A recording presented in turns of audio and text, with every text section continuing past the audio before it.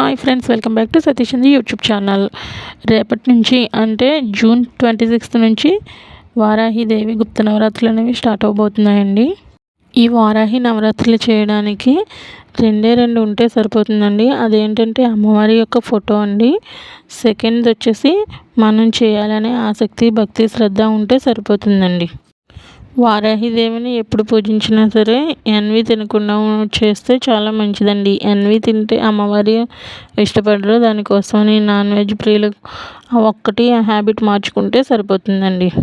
ఈ 9 days మానితే సరిపోతుంది అంతే. నేను ఈ ఫోటోని లాస్ట్ ఇయర్ ఒక ఊర్లో ఉన్నటువంటి కాకినాడ దగ్గర ఒక ఊర్లో ఉన్నటువంటి వారాహిదేవి టెంపుల్ నుంచి తీసుకొచ్చానండి. ఈ ఫోటో దీన్ని నేను పూజా మందిరంలో ఉంచి నిత్య పూజ ఎలా చేసుకుంటామో అలాగే ధూపదీప నైవేద్యం మాత్రం ఈవిడికి బెల్లం అంటే ఇష్టం కాబట్టి బెల్లం పెడితే సరిపోతుంది.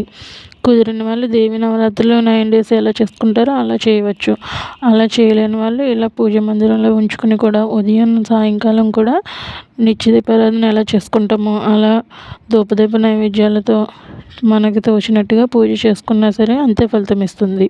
ఈ వారాహి అమ్మకి సాయంకాలం అంటే చీకటి పడిన తర్వాత చేసే పూజ చాలా ఇష్టం అంటండి. దానికోసం అనేసి సాయంత్రం కూడా ఈ అమ్మని ఆరాధించడం వల్ల మంచి ఫలితాలను పొందుతారు. Please like, share and subscribe.